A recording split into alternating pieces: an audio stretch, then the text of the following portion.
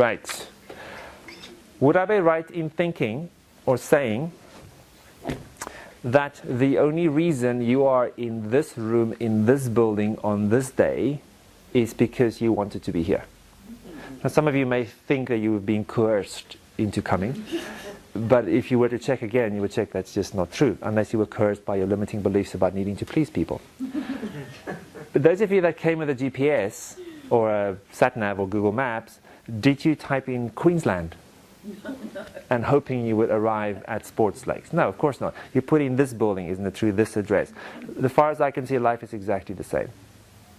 And that's why, again, I think most people will never have what they want, because they refuse to go through the process of getting clear on where they actually want to end up. Because it's so much easier just to blame the boss, isn't it? Especially if that's what you were taught by the people that you grew up with. If that was the way it was kind of done in your culture or your family or both.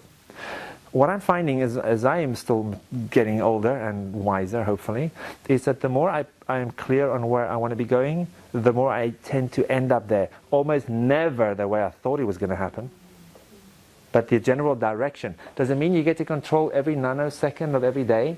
No. But you think there's a better chance, if you were to start taking more responsibility for what you want, that you're going to start moving in that direction? Either we live in a vibrational universe or we don't. Apparently we do. And then if you start putting out a different vibe, if you start becoming more of who you really want to be, don't you find that you start attracting people and opportunities, miracles, coincidences, synchronicities, ridiculous things happening to you that would never happen? On the plane over, I was watching Qantas Entertainment, and there's a series by Morgan Friedman on God and miracles. So it's like, I'm curious about this whole God concept. The stuff that I was taught as a child seriously doesn't work for me. So I'm kind of still exploring my relationship now. So there was a man in New York who fell 47 stories. And he's alive. He's telling the tale. Now, if that's possible, then don't tell me it's not possible for you to become who you want to be. Now, we don't quite know how that happened. You know, Morgan asked him, do you think it was God? Do you think it was a miracle? The guy goes, I don't know. I fell, I live. That's all I know. So the point of the next couple of pages is to help you get clearer, not only about where you want to end up in life or where you want to move towards in life, but over the next couple of days. It's exactly the same. If you can start getting clear and start setting your intent, your GPS for this is what I want to get out of the next few days, then you are likely to end up... Now your teams have already been pre-selected. They were not personal. Your name tags were face down. See the little dots in the back? Oh, 2 of you do not have any dots. Yes. Yes. Peter's in a... So please come see me the first break, because I know what your... your dots are in my jeans. That's at home now, so I'll have to just... I went to change just before the course. Not my finest moment, so I will... come see me anyway, I'll make it up. You might just end up with people that you really resonate with. Or somebody that you really hate and they press every single button that you have. So that you know you have more emotional work to do. Because the buttons would be yours in the first place. Isn't that true? When people press our buttons, the buttons are there in the first place. I didn't put them there. Really sorry. Except I'm not. Except when I am.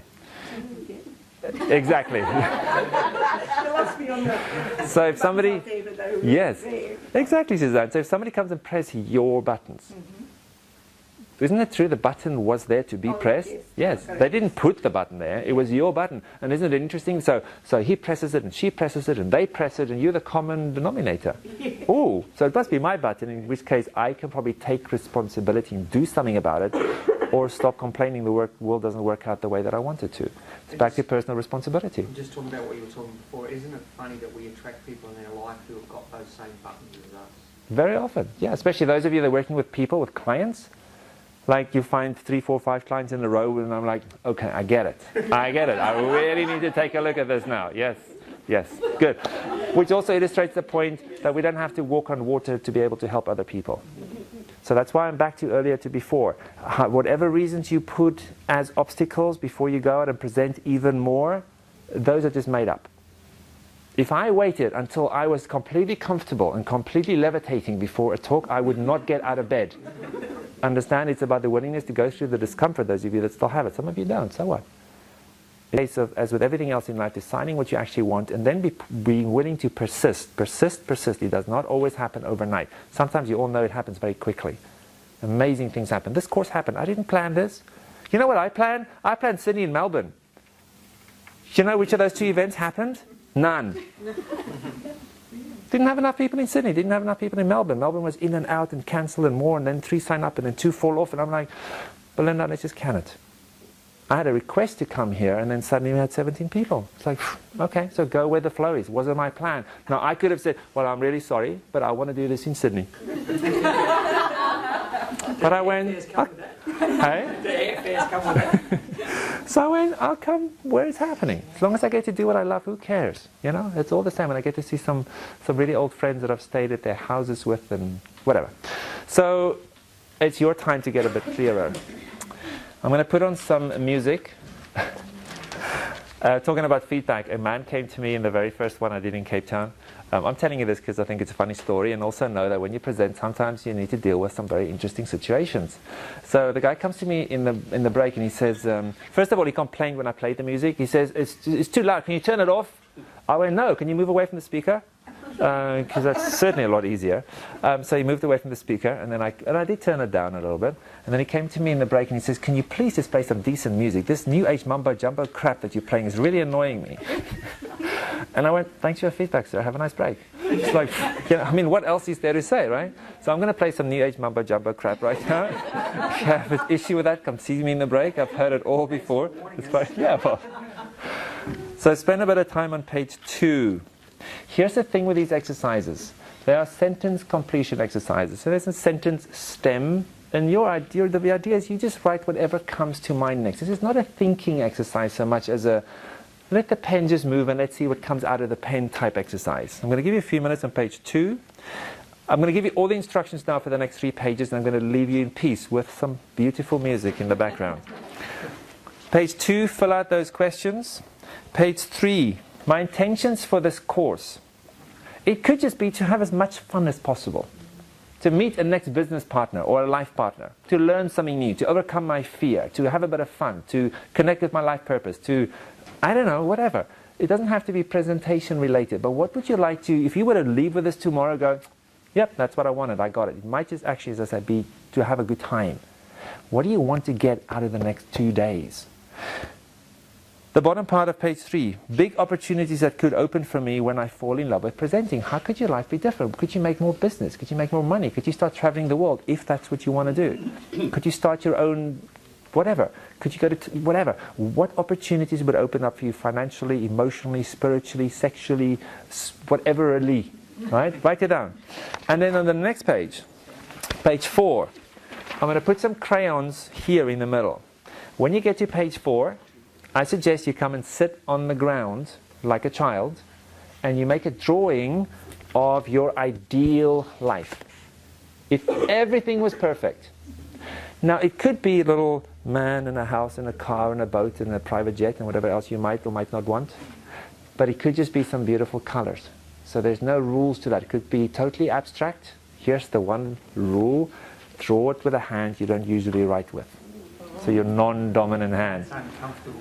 Oh no! Yes, it is. So take a few minutes, and if you also, for this exercise, if you do want to spread yourselves out in the room, that's fine. You want to go sit in another chair, you want to sit on the floor, please stay in the room though. What's happening inside your body. So some of you, that means check physically. Is there spaciousness, a tightness? Does it feel nice, fuzzy and warm? Or just notice what you notice inside your body. Some of you may even feel a bit of a tingling. Just notice.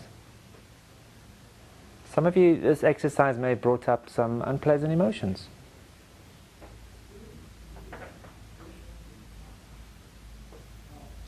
And there's no need to change any of it, just notice.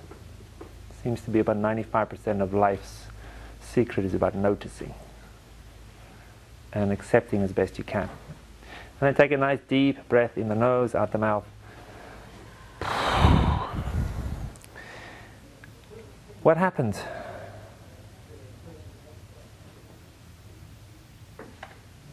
Ian. I found when I was drawing that for me, I'm very much on par.